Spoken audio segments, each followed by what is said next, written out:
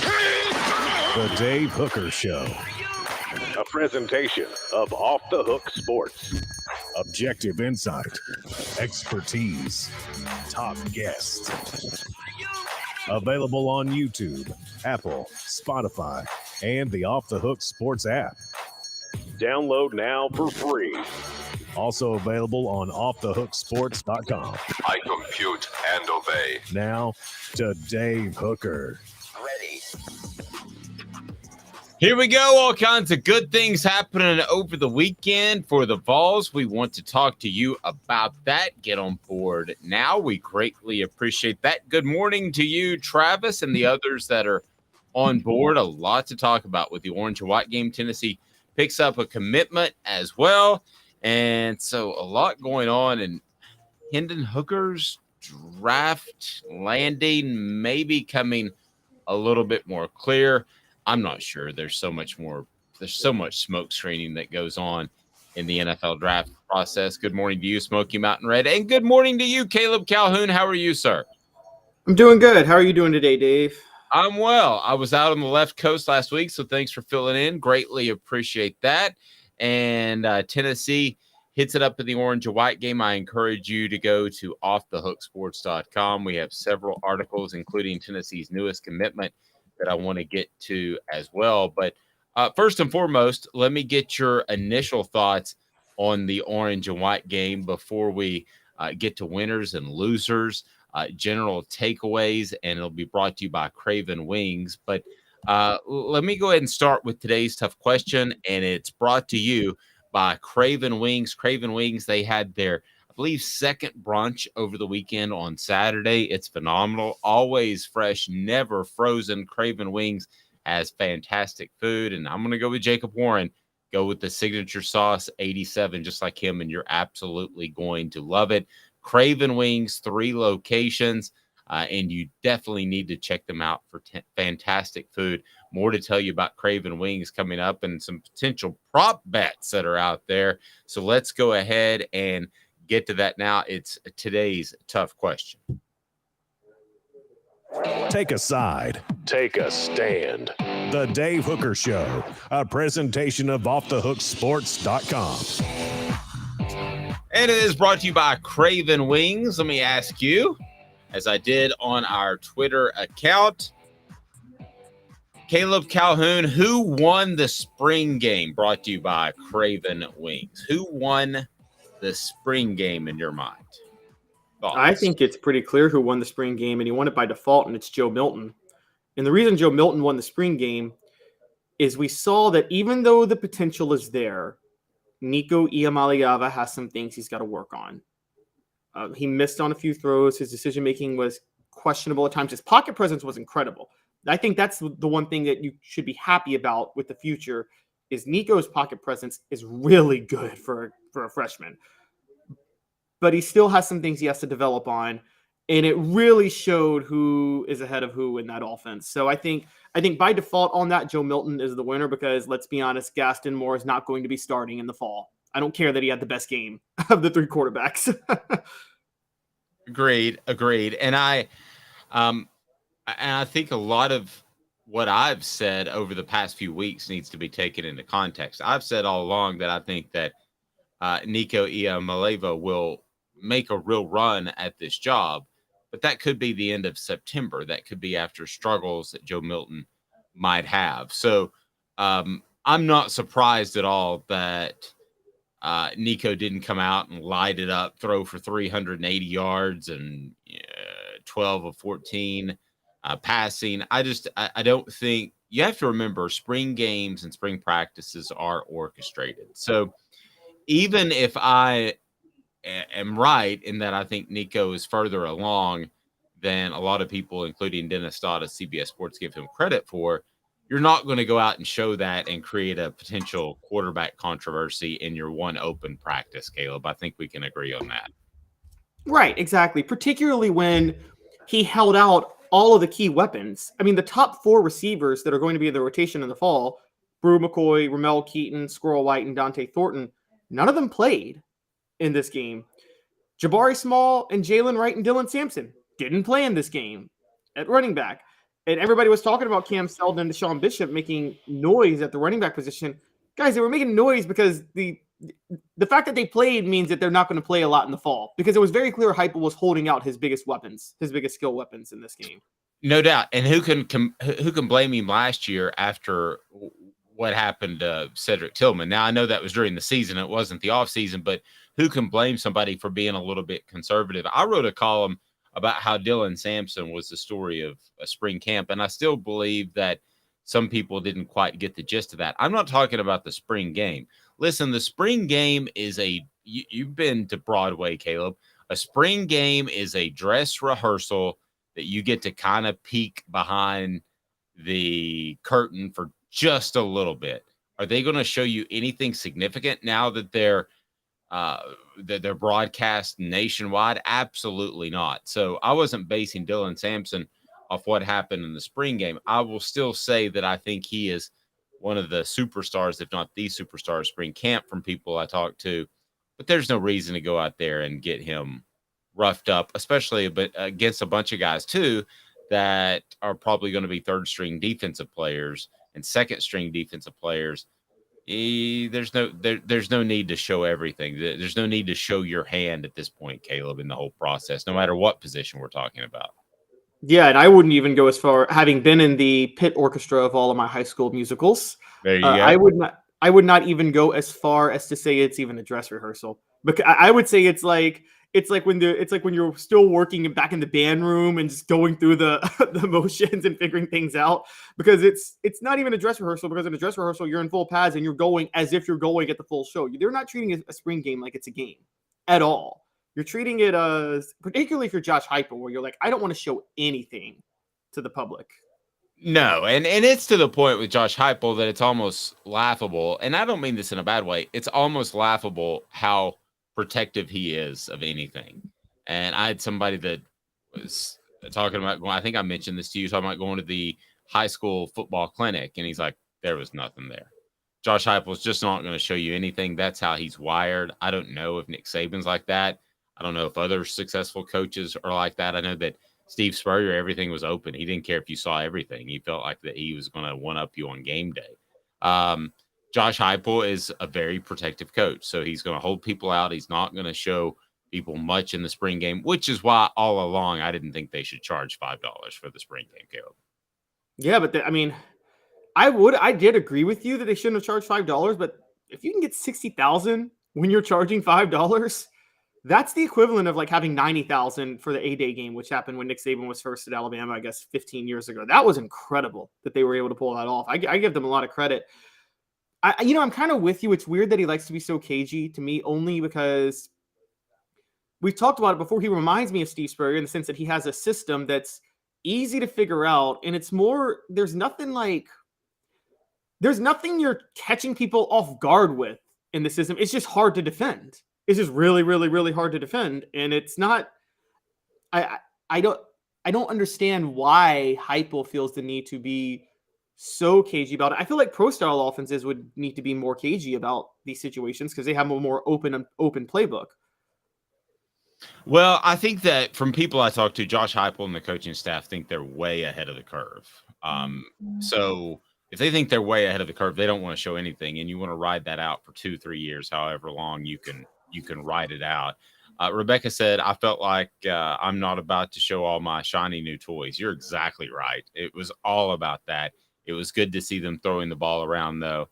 I think I really believe in Josh Heupel's ultimate fantasy of the spring game, that he might not even play starting quarterbacks, that they might just play for one series, or it could have been a lot worse. I heard some people complaining they didn't get to see some of the guys that they wanted to see, in particular the receivers, and I heard a lot of that. But at the end of the day, I think if Tennessee wins 10 or 11 games this fall, nobody's really going to matter, right? Nobody's going to care. It's not going to matter. Yeah, I agree. It's what do you guys expect? It's a spring game. If you pay $5 to show up for that, that's on you.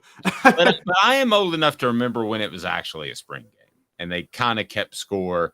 And I'm old enough to remember the transfer in early 2000s where they kind of went to a scoring system, like an interception, you got 5 points or that sort of thing. So I do remember them trying to make it feel like a spring game. I remember Butch Jones doing the Peyton Manning against was it Alabama where he ducks to do the quarterback sneak and then he ends up rolling out and they would throw it and he threw it in the corner of the end zone for a touchdown and they had that drill. Do you remember that by chance? I remember I remember that they had specific drills during the spring game with Butch Jones. I don't remember exactly what they were. They were like it was like skills challenges. I remember. Yes. Yes. So I would kind of rather see that, to be real honest with you. I would. I mean, too.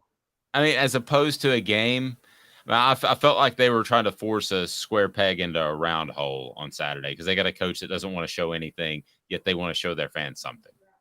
Yeah, no, that's very true. You're right. It's kind of it's a tricky situation to be in.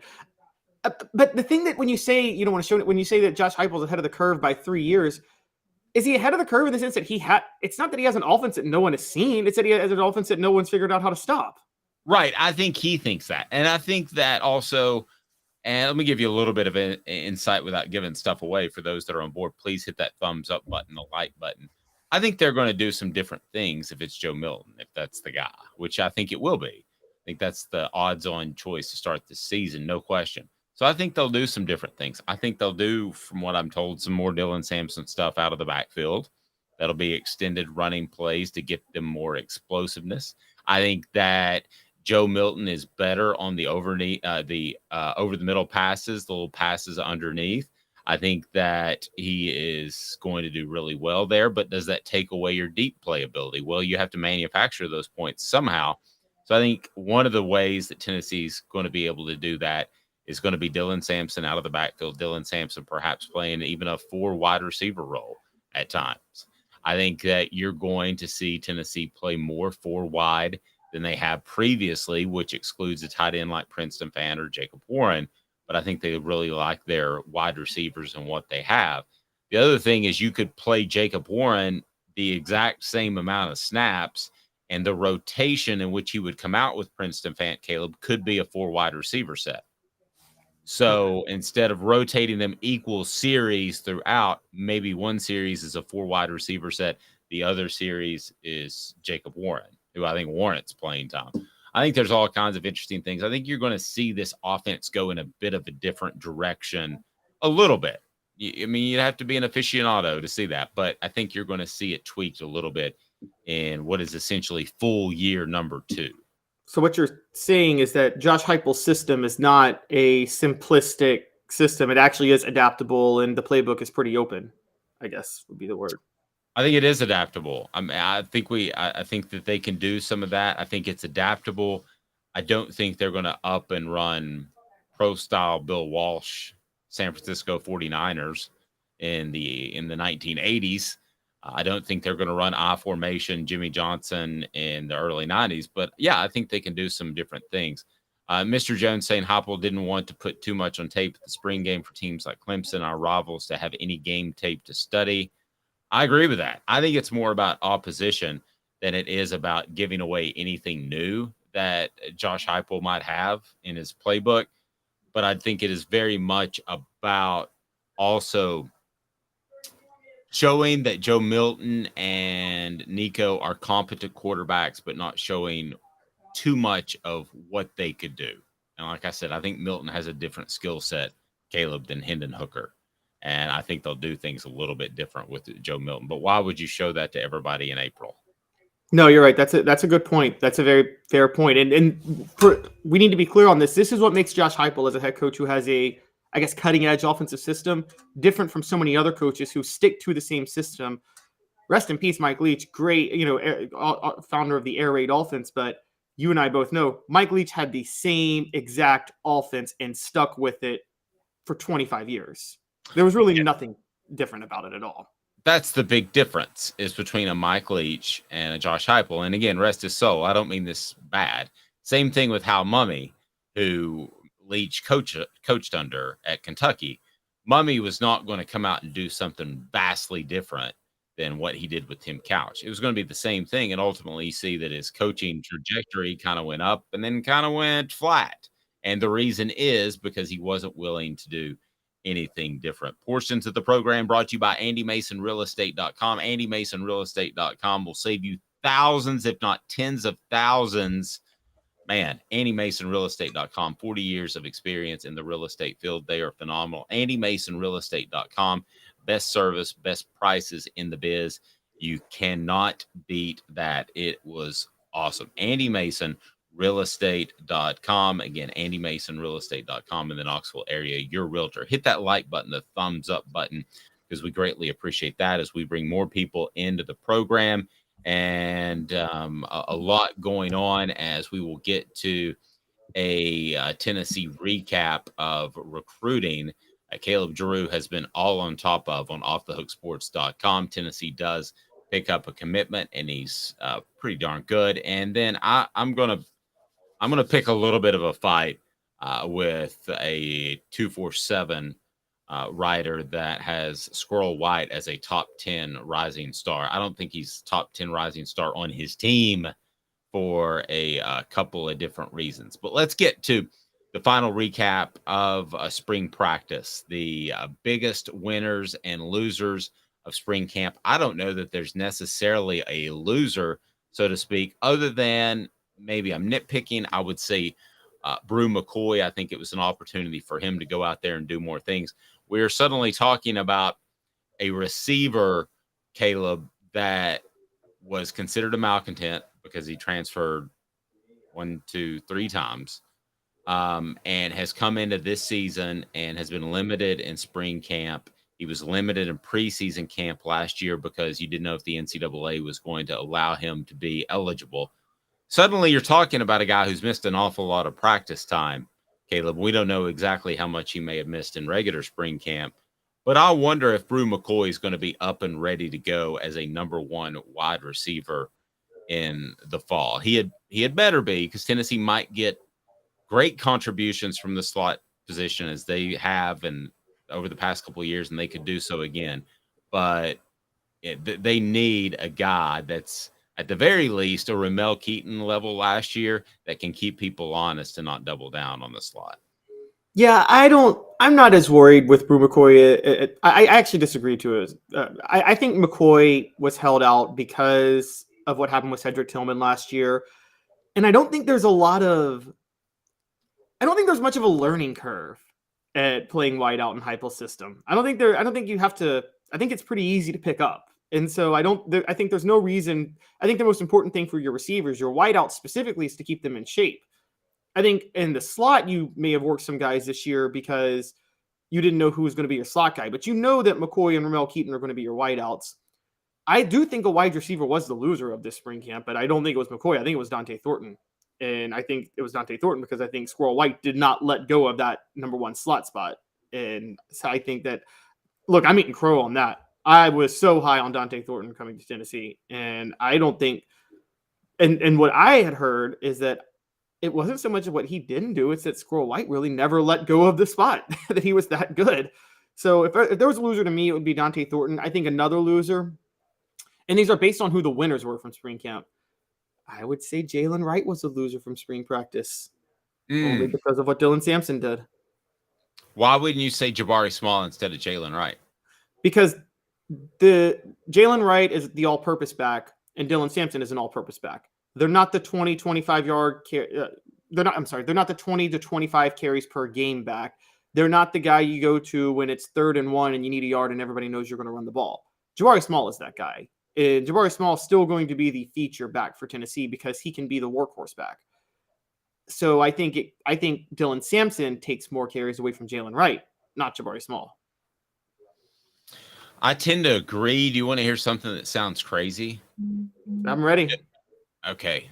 How big's Dylan Sampson? Why don't you look him up real quick? And it would pull up Tennessee's roster. And how big Jabari Small and Jalen Wright? Because they're not huge dudes by any stretch of the imagination. But when we look at Dylan Sampson, we think much, much smaller. So when you have those heights and weights pulled up, let me get to that. And we're going to get to why Mr. Jones says Squirrel is already a star going into the season, in my opinion. I agree. That's why I was going to nitpick on this guy's column here in a second, and we'll get to Tennessee's recruiting prowess as they pick up a commitment over the weekend. But no, I agree. I think Squirrel is almost bona fide to this point, and but so I wouldn't have him on that list. The guy I would have on the list would be Dylan Sampson, who's listed as how big?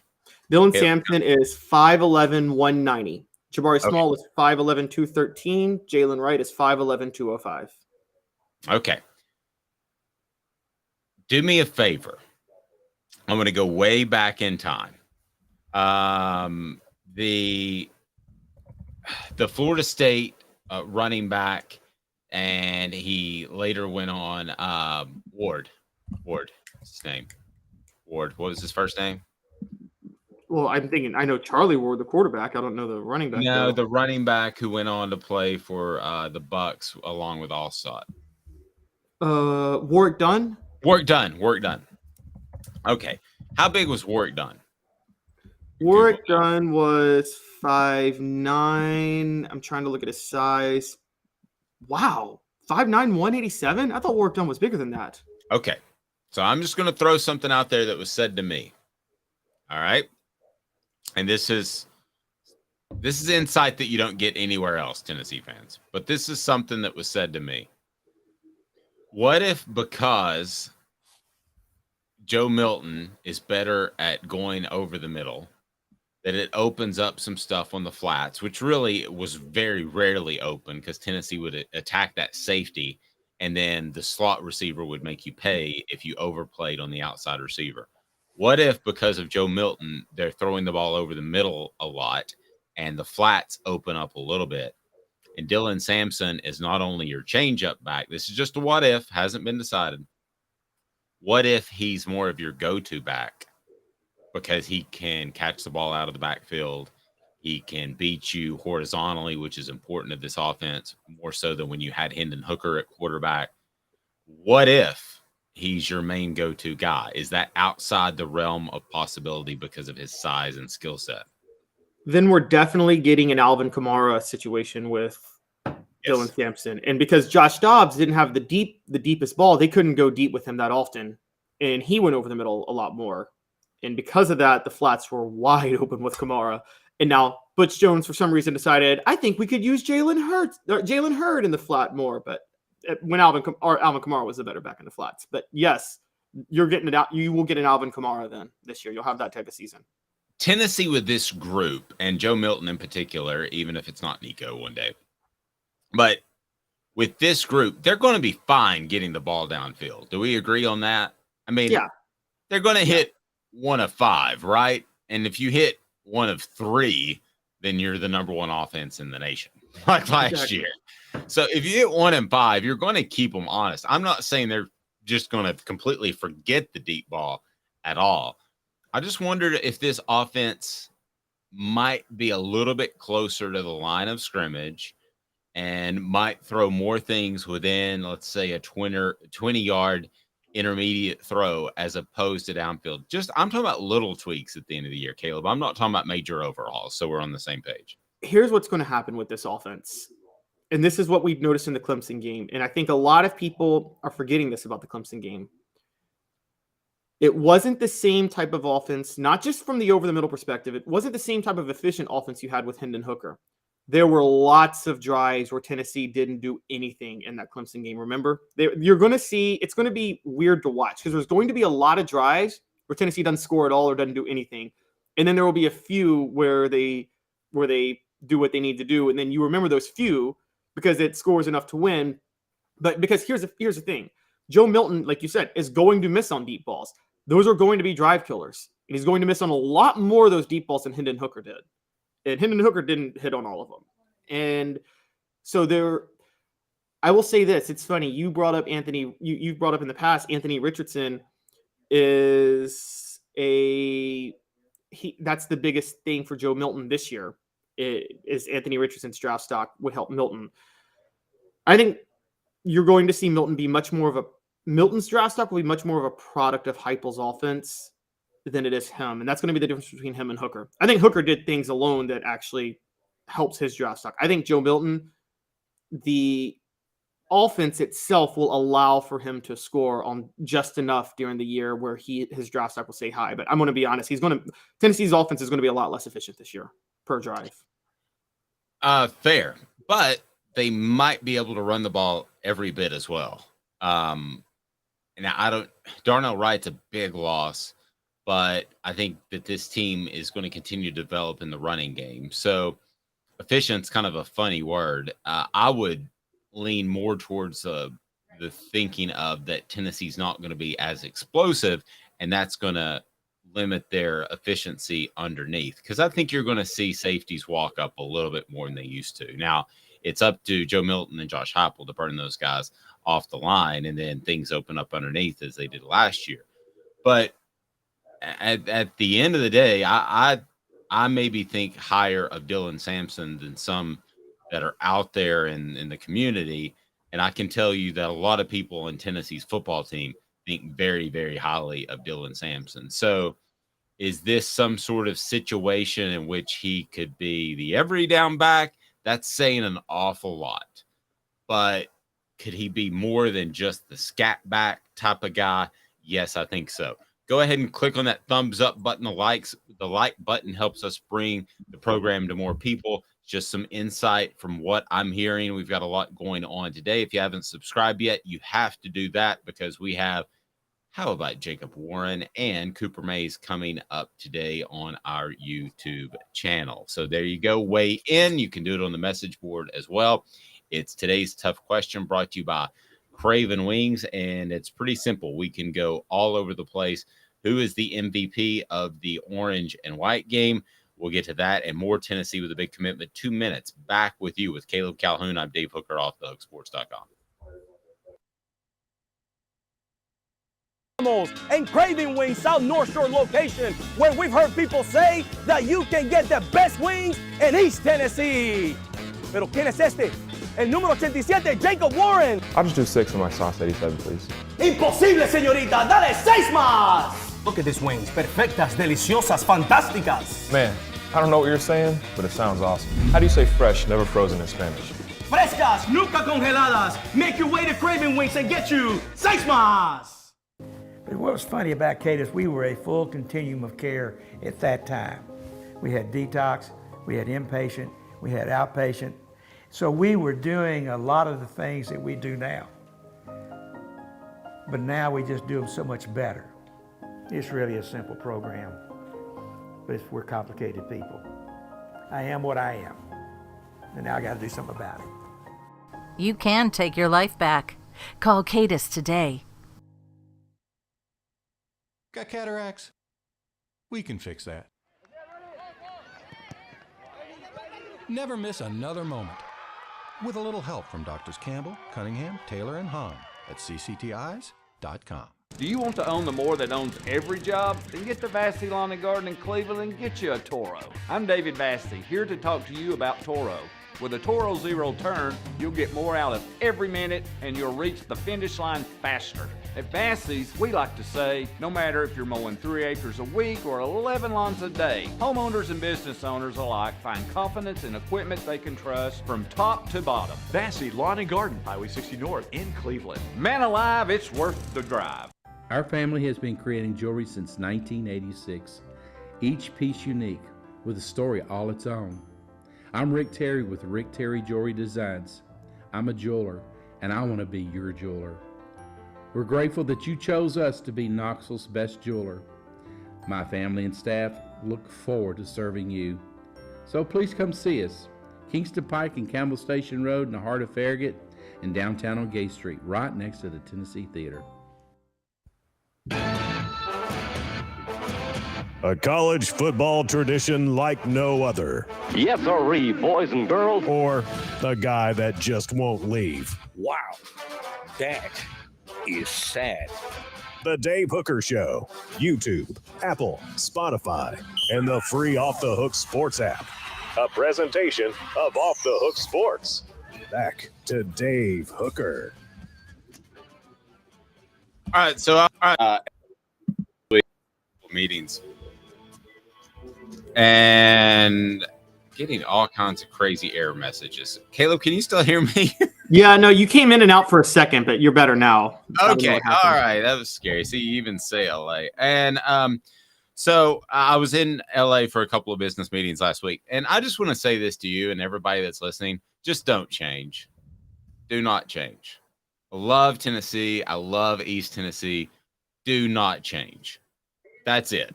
That's all. I'm not. It's not a knock on Cali. I love Cali, but just don't change. That's all I'm saying.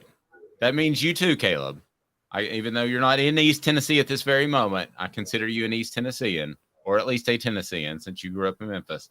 But just don't change. You're not allowed to change. Not a knock against Cali people. When you say don't change, you mean just don't change your personality? Yes. Yes. Okay. Well, why would I change my personality? My personality. I don't know. Your personality's golden. I don't even know what I'm thinking or why I went in that direction. But also the way you drive. Don't change the way you drive. And I've never even driven with you, but I bet better than I won't change the way I drive it. I'm just going to say it. The best thing about having spent enough time in the north now, even though still technically south of the Mason-Dixon line, but north of Washington, D.C., Southerners are terrible drivers. Y'all drive too slow now. Every time I'm back home, what are you saying? Slow. No, the problem is with LA is that they go ahead. No, you go. No, you go. No, you go. And then we're all sitting there like a bunch of idiots. Oh yeah, LA is awful drivers too. By the way, I thought John. It is road rage galore, and I love it. Where in DC? In the DC area is road rage galore. It's get the F out of my way. I got to get where I'm going. Yeah. At least they let you over in LA, which is nice. John said, Hooker, we don't need no stinking Hooker. Caleb did an outstanding job. I agree with that. I thought you were talking about quarterbacks at first. That kind of hurts my feelings. Okay, so let's go ahead and dive into this right now before I remind you that the official craft beer of offthehooksports.com is Zul Beer, XULbeer.com, worldwide award-winning craft beer. They've got parking downtown. It's awesome in downtown Knoxville. You will love Zul Beer, XULbeer.com. They've got some fantastic merch as well. So check them out. Will Backus of 247 gets absolutely blasted and the light shined on him today. And what the H? What the? What was he thinking? Release the hounds. The Dave Hooker Show. Keep cool. A presentation of offthehooksports.com. Top rising stars. By the way, let's jump into this too. Georgia and Alabama are having some interesting quarterback issues. As you look at Tennessee and you think, oh, Nico might pass this Joe Milton guy, and Joe Milton isn't as good as Hooker and all this good stuff. And yeah, Tennessee is, other than having a returning starter, is in the best quarterback position of any school in the SEC. Let me just throw that out there real quick, and we'll discuss Georgia and Alabama. But other than having a returning starter, which it seems like nobody does, with Will Levis, Anthony Richardson, Hendon Hooker getting NFL talk, it seems like nobody has a returning quarterback, as Texas is trying to find one in Arch Manning, as Georgia's trying to find one, and a group of dudes as Alabama's trying to find one. Man, it seems like other than having a returning starter at the quarterback position, Tennessee's in as good a shape as anybody. So let me turn this to Will Backus of 247sports.com. He picks Squirrel White as an up-and-coming star. To me, Squirrel White is already pretty bona fide, really bona fide. And I think Dylan Sampson, if you want to pick an up-and-coming star, is a better example of that. But if you want to pick somebody that's played a lot from Tennessee's football team, the rising star, and listen, everybody on the message board is going to say, what happened to Dave? He hit his head in L.A. He went to one of those Snoop Dogg or Woody Harrelson dispensaries, and now he's lost his brain, which may or may not be the case. But, Caleb, I don't understand how you could have Squirrel White as a rising star when he's already done a lot. If you want to pick a rising star that you know something about, it's Joe Milton on this football team. This is why, and I'm not trying to rip Oh, you're laughing. I'm not trying to rip Will Backus, but here's what happens with some of these national media. They throw a name out there and people get excited. Let me go ahead and tell you what is a fact. A fact is Squirrel White is a dependable product. He is a guy that they know what they can get out of, and we'll see what happens with Dante Thornton. I know you like him a lot. I think they're both going to play. I don't think it's an indictment of Dante Thornton, like you kind of alluded to earlier. But Squirrel White is a known commodity, kids. I mean, they don't go into this season hoping that Squirrel White gives them something. The unknown commodity that could be a star is Dylan Sampson, and I feel like I'm harping on him a little bit today, but listen, if you want to pick somebody that's already played then off Tennessee's football team, it's Joe Milton, because he's held it down. And this is not coming from the stuff that you're reading online and from these press conferences that have absolutely no meaning. This is coming from people I talk to. Joe Milton has held down the job, Caleb, and I wasn't sure that he was going to do so to this point. And he might not do so in September, but he's held down the job. So why is he not your rising star? This is not Dave Hooker talking. Somebody kidnapped Dave Hooker. Somebody went to the Woody Harrelson, I think it's called the Giggly Lounge when I was out in LA.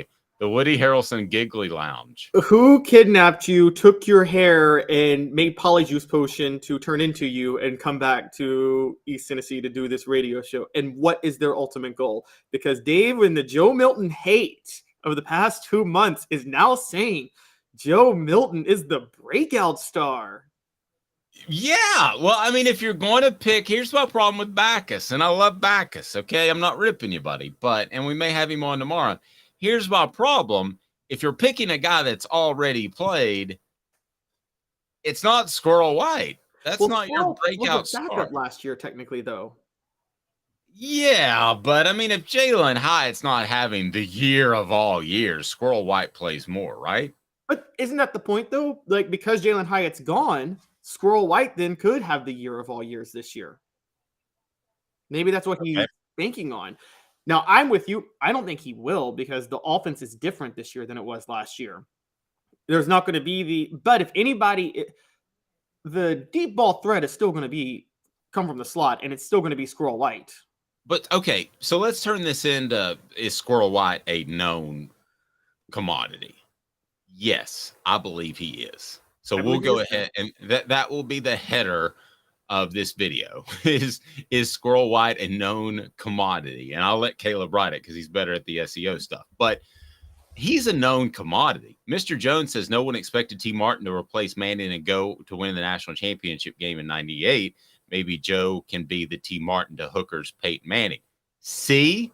So that's why you take Joe Milton in a list like this. T. Martin wasn't a breakout star in 1998, though. He managed the team as the defense won. I agree. And in the spring, he was incredibly frustrated. By the way, the Celebrate 98 series is going to start before the end of the month. We're excited about that. But T. Martin that spring was incredibly frustrated because they were holding him back. He was frustrated throughout the fall. They're not going to do that with Joe Milton. They can't. That's not the way this offense is built. There's not a great enough defense to lean on. There's not a great enough running game to lean on. So that's why if you want to pick a breakout star, make it Joe Milton, because that's the guy who could win the Heisman in September or October. The guy that wins the Heisman in September, October never actually wins it. But we always say, oh, that guy, that Ron Dane of Wisconsin, boy, he's got that thing locked up in September. I mean, I don't know. Tim Tebow won the Heisman when he was a freshman. He won the Heisman his sophomore year, but he won it when he was a freshman because of all the hype. Well, but I'm just saying with the the only thing that Joe Milton doesn't have going for him is the ultimate lead in, which a lot like players have that have won it before or that have been in the running before. That's all he's missing. He's a good story. He's an opportunity to step into an offense that's already clicking. Joe Milton should, if you want to talk about players that have played, it's not Squirrel White. I mean, they don't have a meeting, Caleb, saying, okay, Brew McCoy's a given. Ramel Keaton's a given. Man, hope you get something out of Squirrel White this year. They're not having that meeting. But it's not about known commodities. It's just about who takes the giant leap forward. Like, again, Squirrel White last year, you're not talking about him when you have Jalen Hyatt, Cedric Tillman, Brew McCoy, Ramel Keaton. You're talking about all four of those receivers before you're talking about Squirrel White. This year, you might be talking about Squirrel White over any of the other guys. It's highly possible. I also am just still, my mind's blown because Dave Hooker last week, Joe Milton loses the starting job at the end of September. Dave Hooker this week, Joe Milton's a Heisman candidate in October. Yeah, it's those Snoop Dogg chips is what it was when I went out to LA. They've got the Snoop Dogg chips. They brag about no CBD, just THC. But they sell those. They're $2 more for the same bag of chips just because they have Snoop Dogg smiling on it. That guy's made one heck of an interesting career out of himself. But see, I don't think he's a top rising star even among his own team. Squirrel White. I think he is a star on his own team. Yeah, but the team may know something. Okay, here's a if we're gonna, since we're bringing up 98, here was a breakout star of 1998. The breakout star of 1998 above anybody else was Travis Henry. Because Jamal Lewis, I'm sorry? Because he had to be, yes. Yes, he had to be. Jamal Lewis was going to be the heart and soul of the offense, goes down for the year. Travis Henry comes in. But Fred could probably talk about this when we have him back on. I feel like the team knew Travis Henry was a great running back. They just thought Jamal Lewis was better. Yes, I think they knew Jamal Lewis was better. Now, I don't think that we knew that Travis Henry was as close to Jamal Lewis as he was, did we? I don't. I think we all were shocked that he could do that. He did what he did when he came. Yeah, at the time I saw Jamal Lewis, and I was like, that guy runs angry. He's a special, different type of player. This is a phenom, and he turned out to be. You know, he ran for 2,000 yards in the NFL. Okay, if you were going to pick a top rising star on this football team, you can't say the name Dylan Sampson, Squirrel White, or Joe Milton. Who are you picking? Dylan top 10 rising star on this football team. And I kind of did.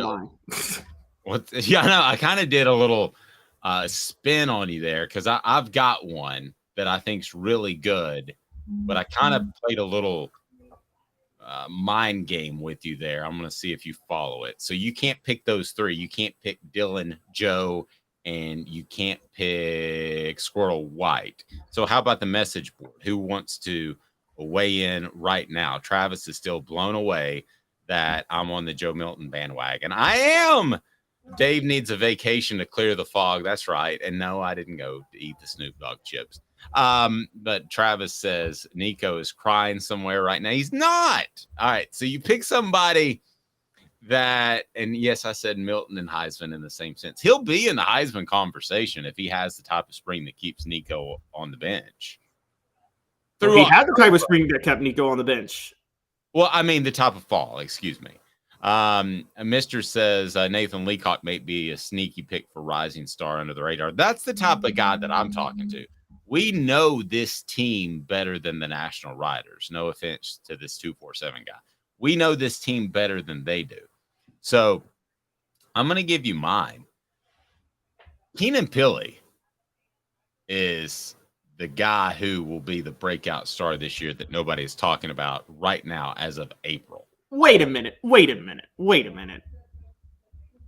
We just talked about Squirrel White not being a breakout star because he's a known commodity. Keenan Pili's a 3-year starter, not for Tennessee, but he has been a 3-year starter in college football. How are we going to call him a breakout star? Well, I think the average SEC fan knows Squirrel before they know Pili.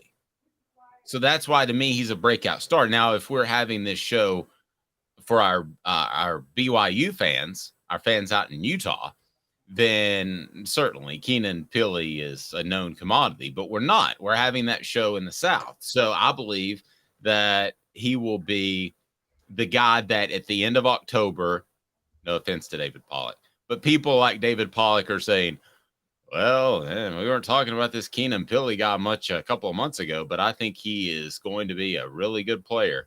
You're not going to say that about Squirrel White. You're going to say, thought he would live up to expectations in the offseason, and he has. Portions of the program brought to you by Campbell, Cunningham, Taylor, and Hahn. I'm going to give you one other opportunity to come up with a good one that hasn't been mentioned, Caleb, so the pressure's on you.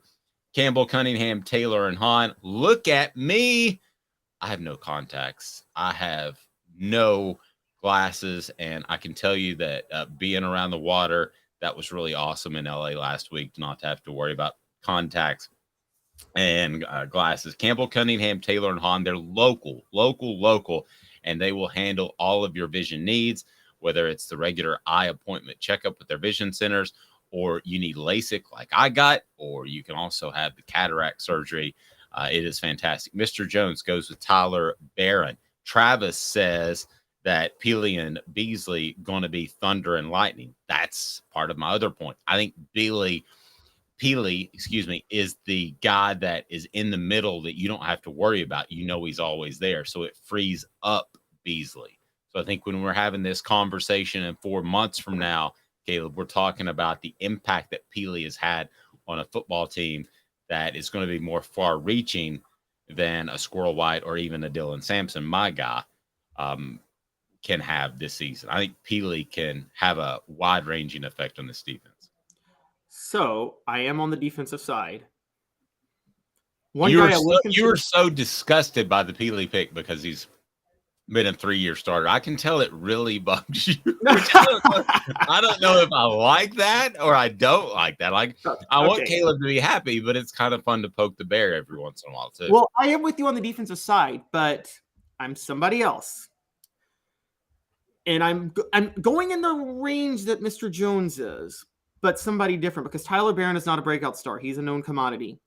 I think the other starter this year will be Roman Harrison. Again, not a breakout star. He had 7 tackles for a loss last year. That's a known commodity. Mike Eckler said he was the best new edge rusher in spring camp. However, there's usually 3 edge rushers that rotate in and out. And the third is my breakout star, and that will be James Pierce. Ooh, good job, man. James Pierce. Did I pierce you with that one? We took it too far. You went one too far. I think that's a very solid one. I like that one a lot. Mr. Wait, Jones, where's the rim shot? Mr. Jones said Tyler Barron. See, to me, Tyler Barron is another one of those proven stars. Yeah, he's proven. Tyler Barron to me is not a rising. Maybe he's a rising star. Caleb's thinking you're still jet lagged, Dave. Well, I am. Boy, yesterday was brutal. When you have to leave at your hotel at 4 a.m.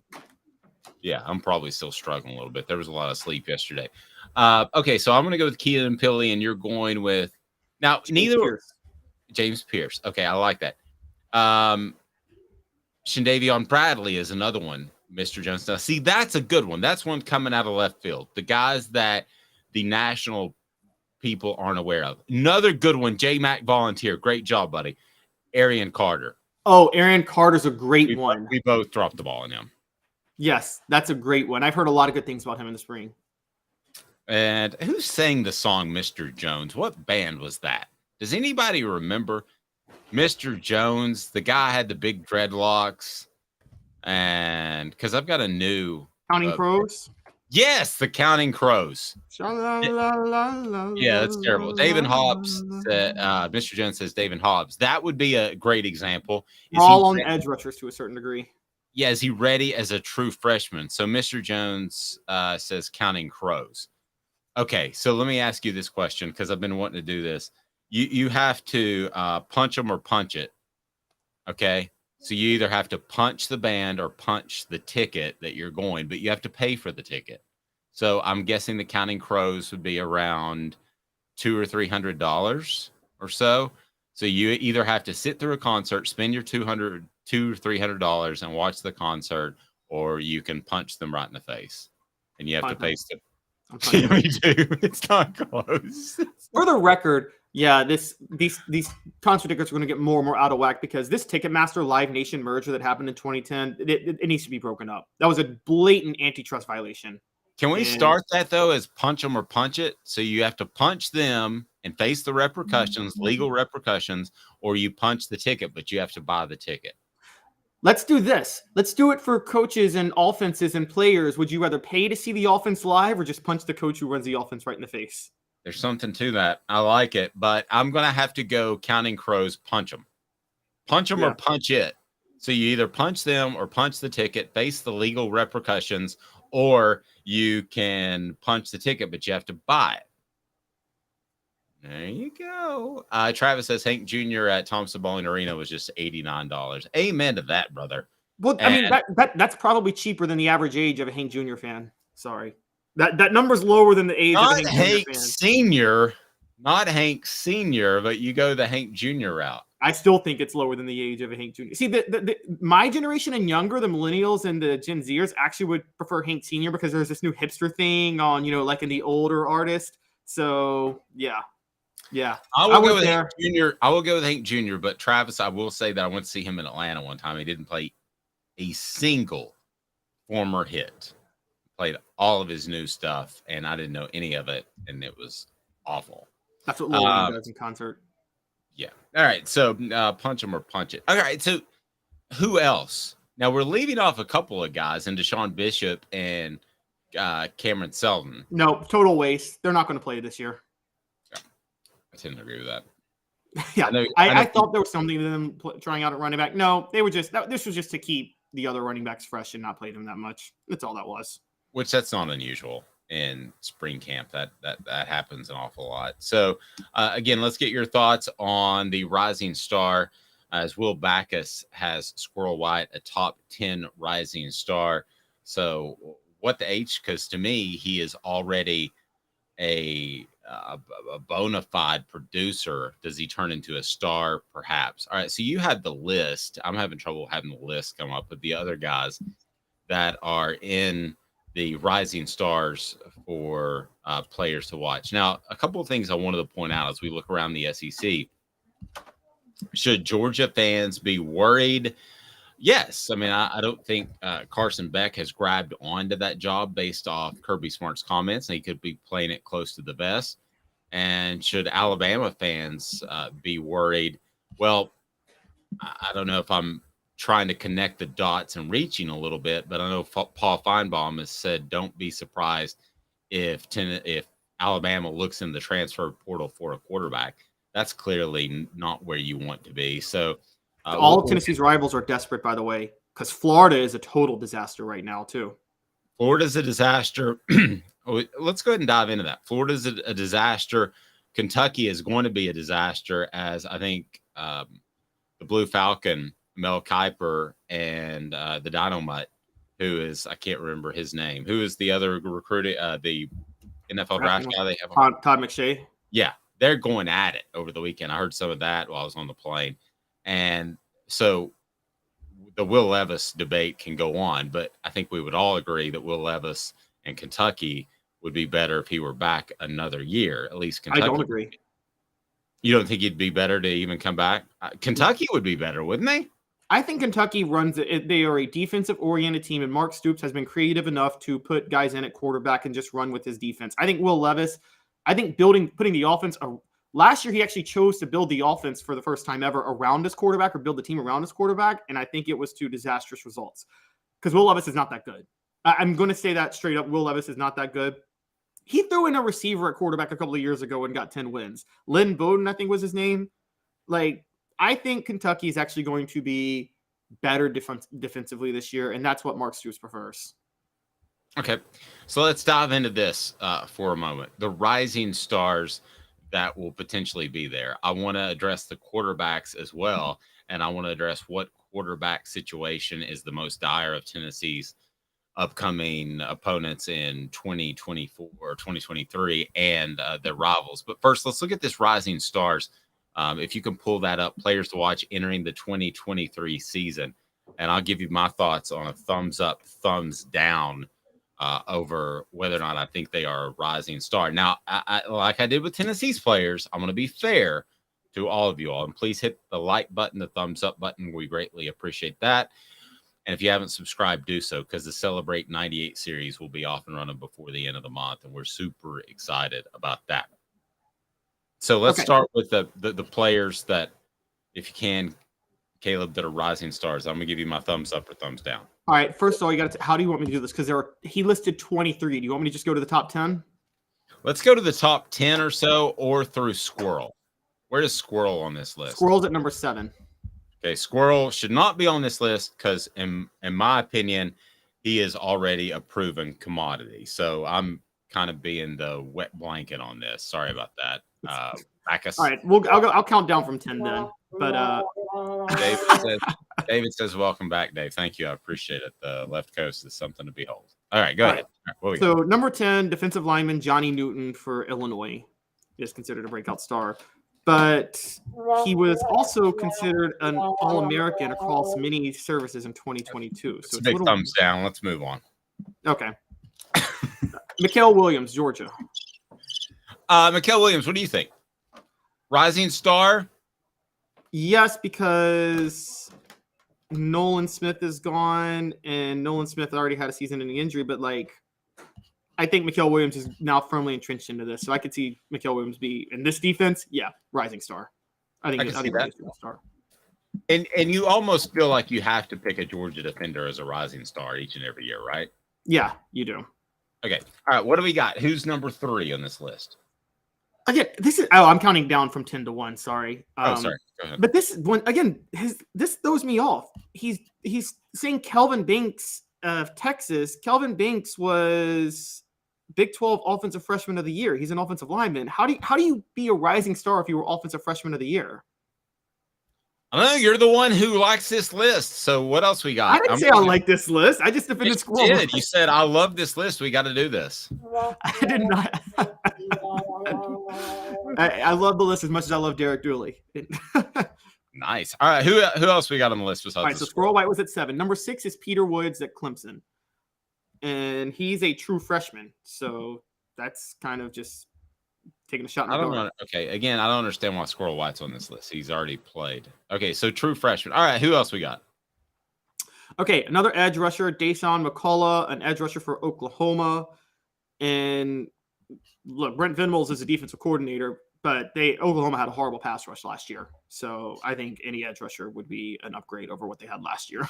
Yeah. If somebody gets 10 tackles for a loss, they're going to be considered a rising star. What else we got? All right, so number 4, Dallas Turner, the edge for Alabama. With Will Anderson gone, I think that's an obvious rising star. Agreed. I would have that as a rising star.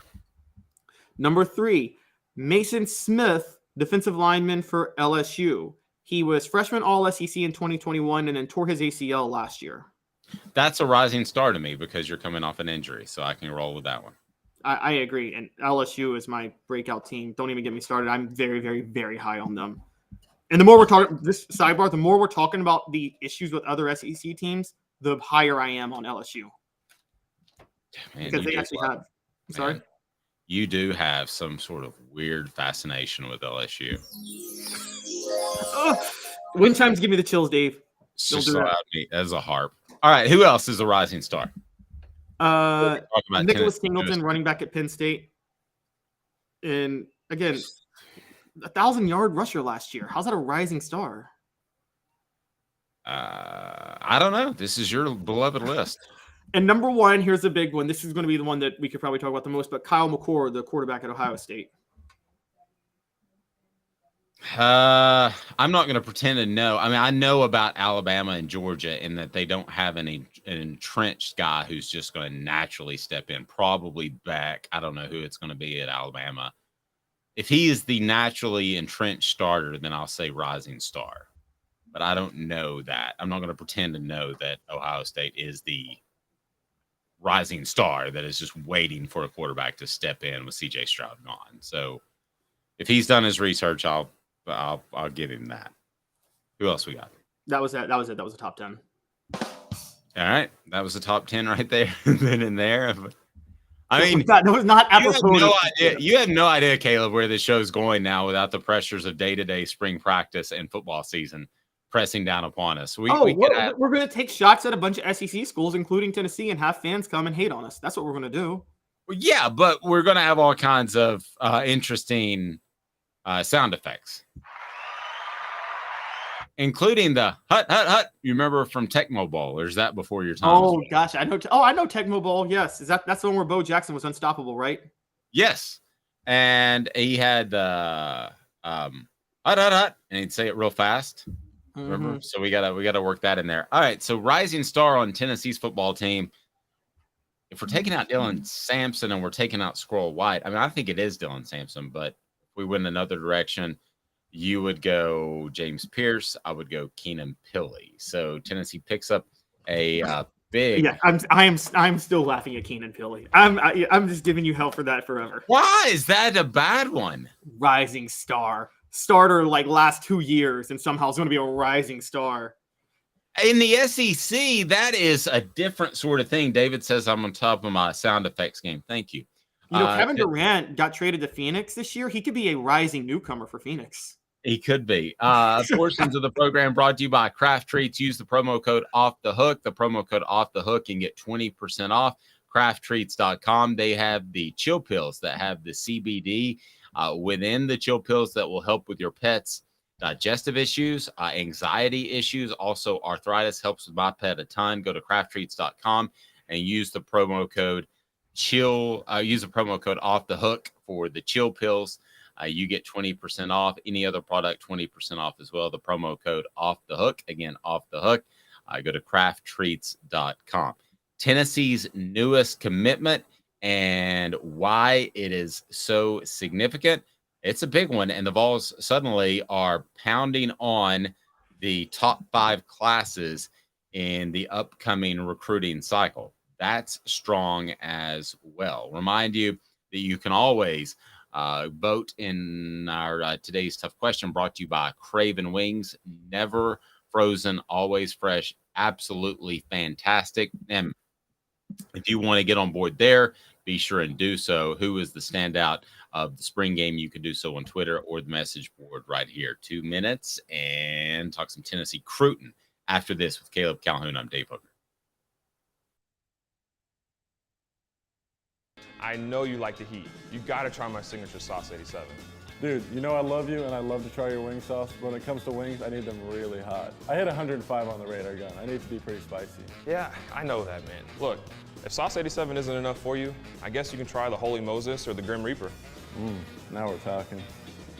Take it from these Farragut admirals. When you're craving wings, it's got to be Craven Wings. Visit them online at cravenwings.com. With all that sun, sand, and salt water, the beach is a very relaxing place.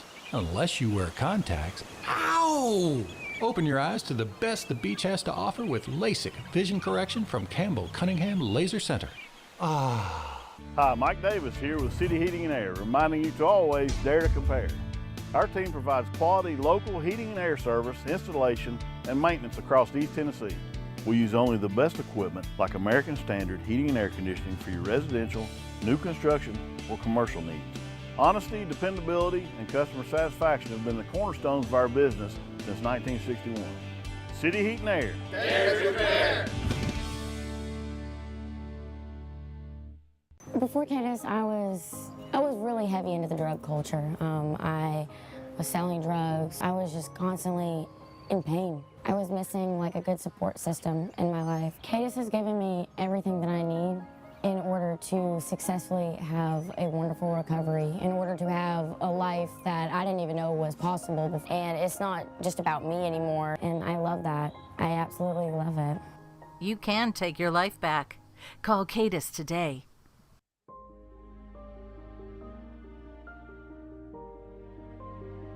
Our family has been creating one-of-a-kind pieces of jewelry in West Knoxville since 1986. Each piece is a combination of unique processes that bring your idea to life. Every day in our shop, a truly special item with a story all its own is being manufactured in our facility, bringing the history and family sentiment into a whole new generation of life. We're grateful that you chose us to be Knoxville's best jeweler, a title that we value and respect.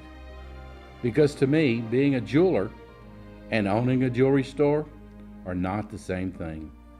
I'm Rick Terry. I'm a jeweler, and we want to be your jeweler. Kingston Pike and Campbell Station Road in the heart of Farragut, and downtown on Gay Street right next to the Tennessee Theater. Who's this guy? Hello, wizard. The Dave Hooker Show, Who? a presentation of Off the Hook Sports, What? YouTube, Apple, Spotify, and the free Off the Hook Sports app. Back to Dave Hooker. Mr. Jones says Nico be the rising star this year. Amen, brother. Put Nico in there. So Yeah. Milton's going to be a Heisman candidate, and Nico's going to be a rising star. All right, is Tennessee go? Oh, you know what? Showing dual quarterbacks. What is the? I feel like Dave has some inside information here. Is Josh Heupel bringing back the single wing, where you don't know who the ball is going to snap to? That would be awesome. David says many people start for 2+ years and are not stars. Also, a star in any other league doesn't equal a star in the SEC. Thank you, David, for having my back. Travis agrees. Keenan Pili is your breakout star for the 2023 season. You're going with some James Pierce cat. Okay, whatever. Is that the first time that Caleb Calhoun has gotten visibly frustrated with me? I don't get frustrated. I just get a kick out of things. I tend to agree. Yeah, I mean, James Pierce is a good one. I like your James Pierce one. See, I like to frustrate my fear is I like to frustrate other people with my takes. So, but I try not to ruin the relationship that you and Fred White have or you and Ron Slay have, because I just like frustrating them for fun. So, well, and they tend to take it well. So, by the way, Fred will join us later this week. I will tell you. So tell us again why your breakout star is James Pierce Jr. I just think that Tennessee is going to have a 3-man rotation at edge rusher with Byron Young gone. And Roman Harrison would have been it because Mike Eckler said he was the best edge rusher in spring camp opposite Tyler Barron. But I can't really call him a breakout star. He had 7 tackles for a loss last year. So I think James Pierce is going to step into the role Roman Harrison had last year. So that's a breakout star. I'm going to say this. The thing that could undermine your take, Joshua Josephs. You're right. I should have said James Pierce or Joshua Josephs. It's one of those two guys, but James Pierce got a little more action in the spring game. But now that I say that out loud, maybe that does mean Joshua Josephs, because if you saw action in the spring game, it probably means you're not the one who's going to see action in the fall, the way Heupel's been going with this. Yeah, I think he makes it a little bit more difficult on your prediction. Because I think he has a better understanding right now than Pierce, and maybe a little bit more physically gifted. But Pierce is the type of guy that during the 2023 season or the 2024 season, the light switch is going to flip, and he's going to turn from a good player to a really good player. And now the message board is saying you're waffling a lot. Caleb Calhoun's waffling brought to you by City Heating and Air Conditioning, cityheatandair.com. Integrity matters. City Heating and Air Conditioning, man, you may need a new HVAC unit when the temperatures get warm, but you may not. You may just need a part. Well, with a company like City Heating and Air Conditioning, it's been in town for over 50 years, you're going to get the best integrity. Integrity matters. City Heating and Air Conditioning, cityheatandair.com. So they bring you Caleb's waffling today. Okay. Travis is just mad that I took a shot at Hank Williams Jr. and his fan base. And I just said they're old. We could get into the Kid Rock's fan base and start a conversation on Bud Light, which we are not going to do. God, I'm so sick of this conversation on Bud Light. Waffle House, a new sponsor. That's right. We bring Waffle House into the program where Caleb's takes are scattered, smothered, and covered with God knows what. My takes have a lot of flavor, guys. His takes are chunked, diced, and covered. The reason people get confused is because, by the way, rising star of 2023, Off the Hook Sports guys. Let's just say it, the rising YouTube channel star of 2023 is. Amen to that. And what people don't understand is I don't double down on things with new information. If new information proves me wrong, I'm willing to accept it. Now, it rarely happens because I'm usually right. No, but I will give you that. You are right about, and you and I have a very similar outlook on that. Like, I was told Nico was holding his own midway through camp, and that's when I maybe backed off just a little bit. Some of the things that I've said, but if I'd have been told Nico's starring, that would have been completely separate. 4 downs, and it's brought to you by Bassey Lawn and Garden. We talked some Hendon Hooker, who continues to make waves over the weekend, even though he's not playing the football. It's 4 downs now, brought to you by Bassey Lawn and Garden. 4 downs.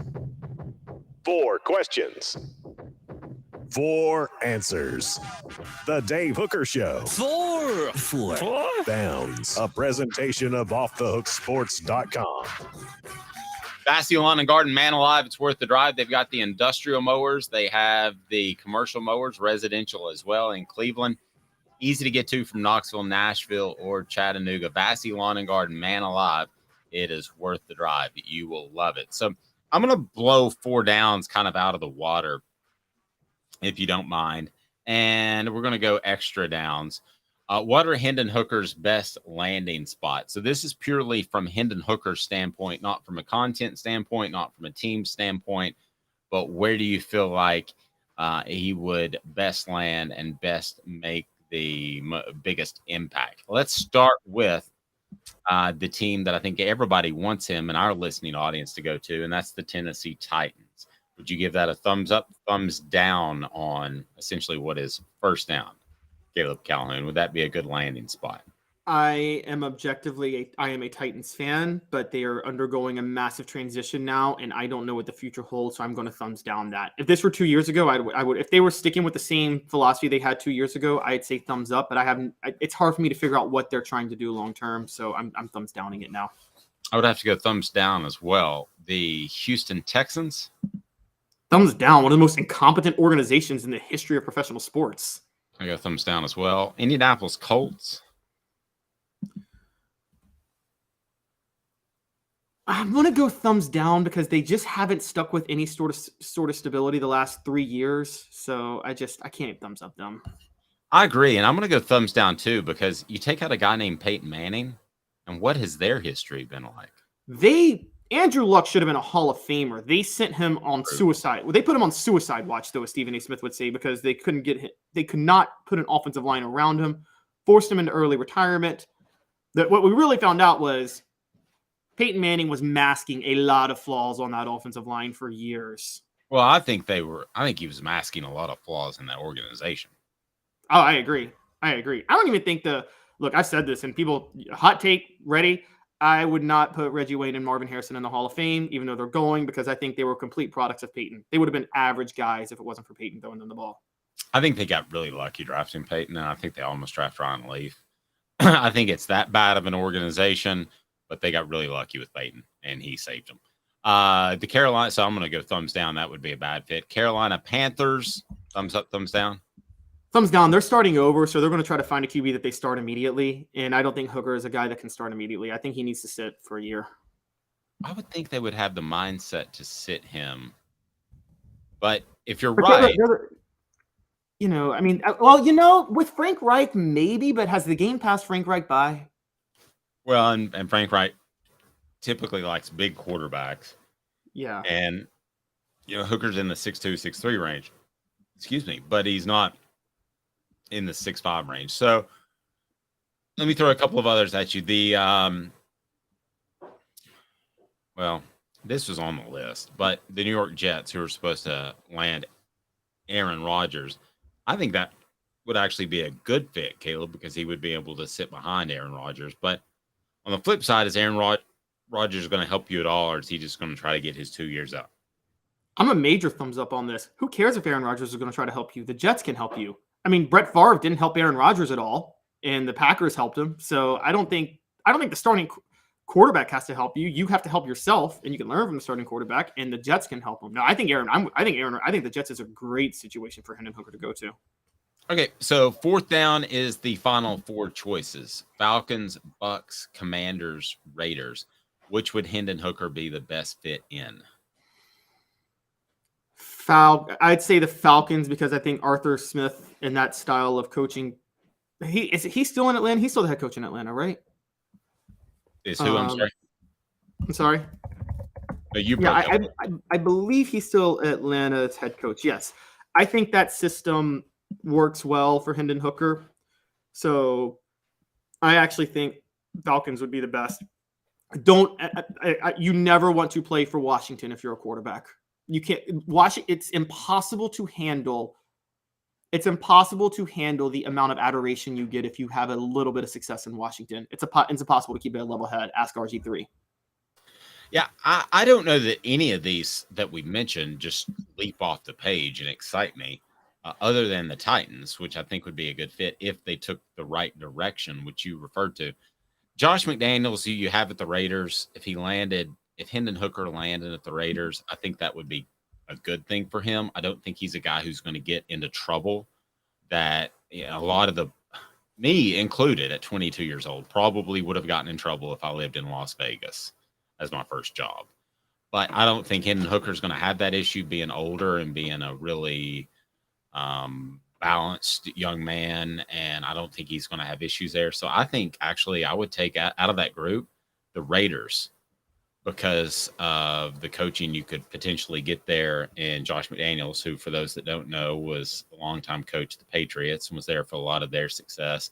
And they have made the signal that they are ready to make the move away from Derek Carr as he's now gone.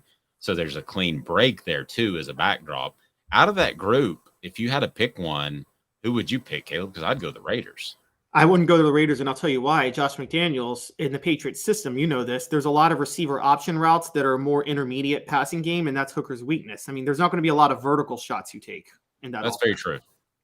And I think you need – so I'd still go Atlanta. The team we left out, I mean, because we talked about it, I mean, Seattle's his best team. That Seattle is where you want to go if you're Hendon Hooker. No, I totally agree. But Seattle was not on this list of the latest one I pulled up. But I think and Seattle picks later in the first round. So they would either have to trade up or Hooker would have to be in that end of the first round. I hate to say this because this sounds awful, and I like Hendon Hooker, and I hope I'm wrong. But I feel like he is the ultimate smokescreen of this draft.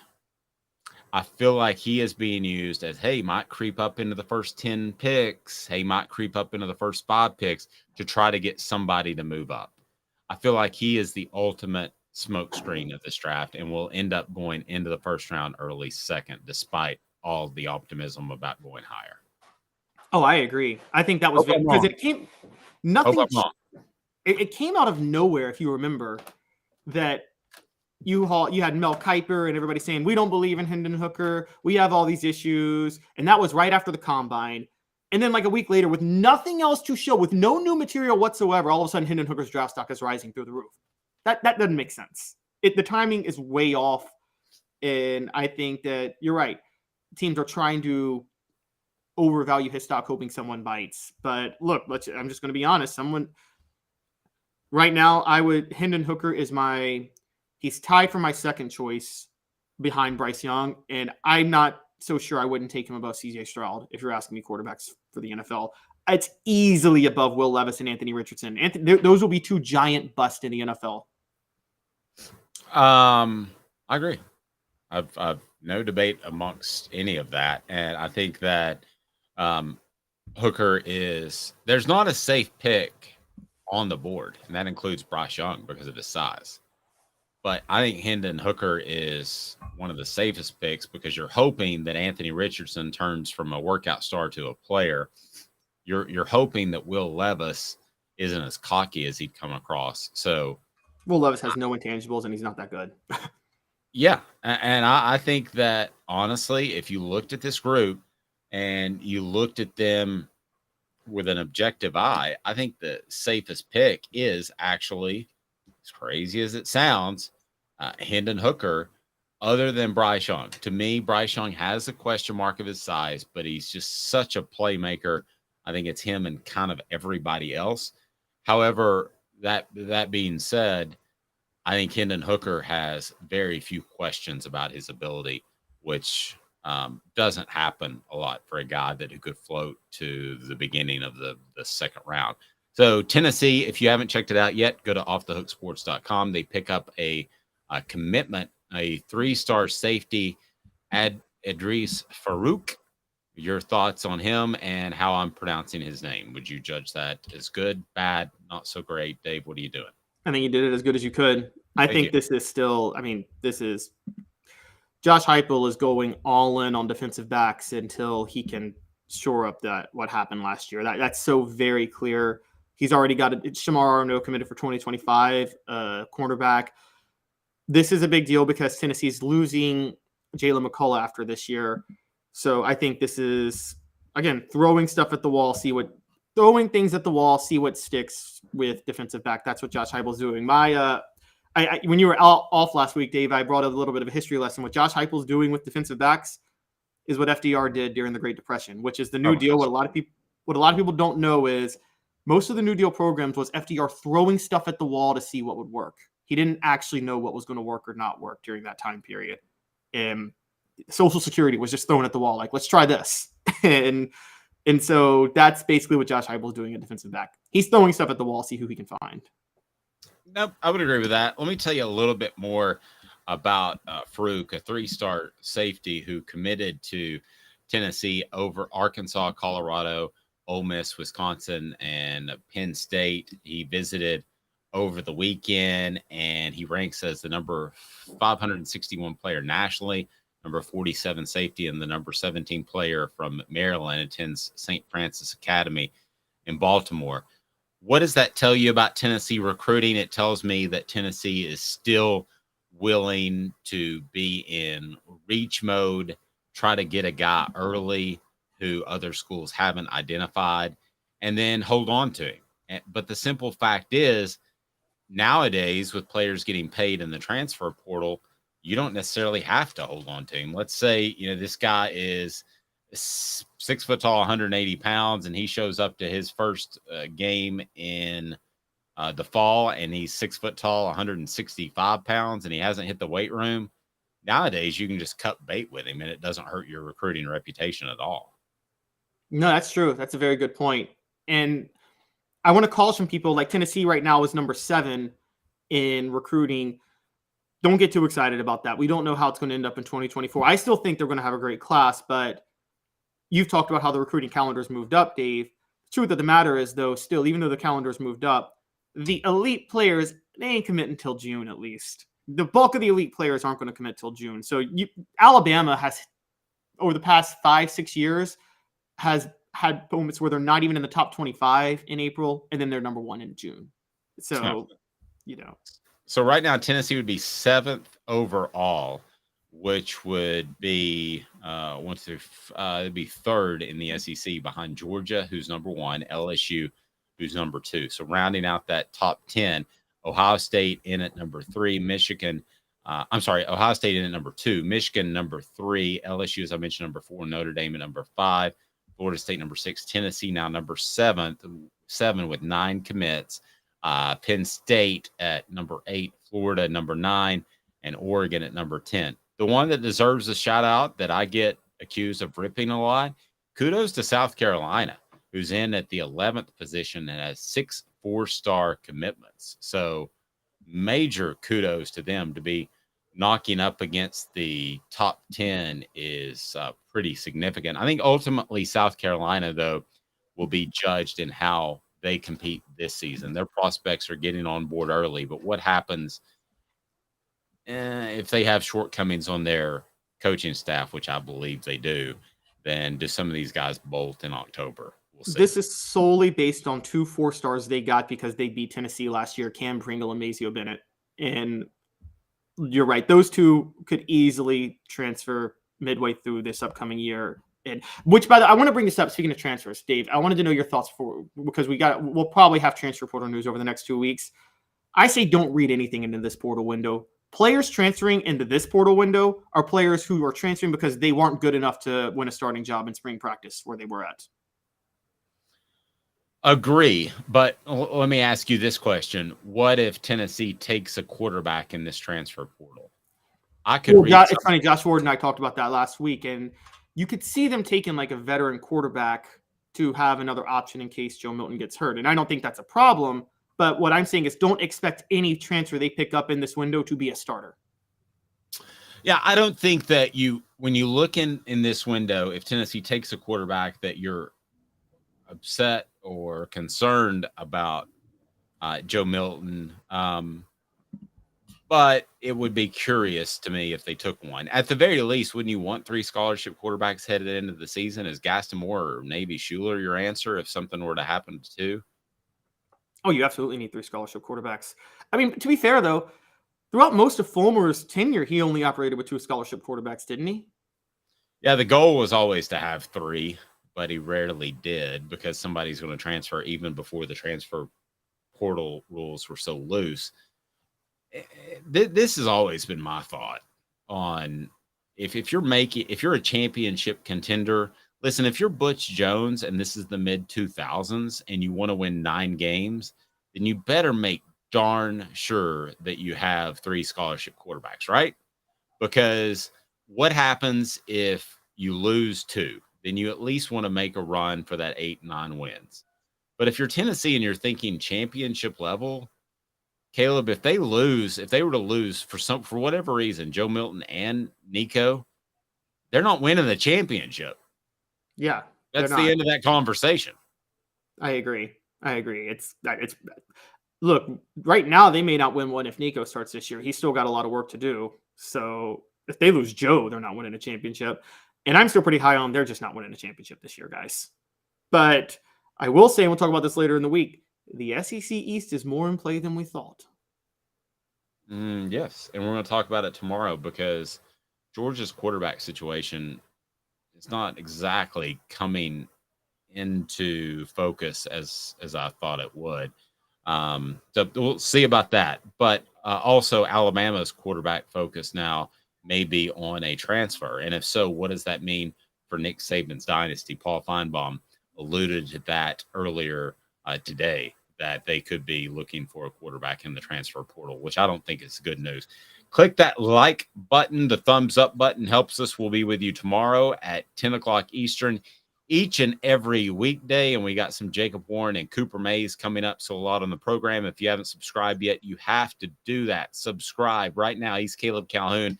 I'm Dave Hooker. We'll talk to you tomorrow. Big things happening, including the Celebrate 98 series, which is just days away. For Caleb, I'm Dave, offthehooksports.com for the latest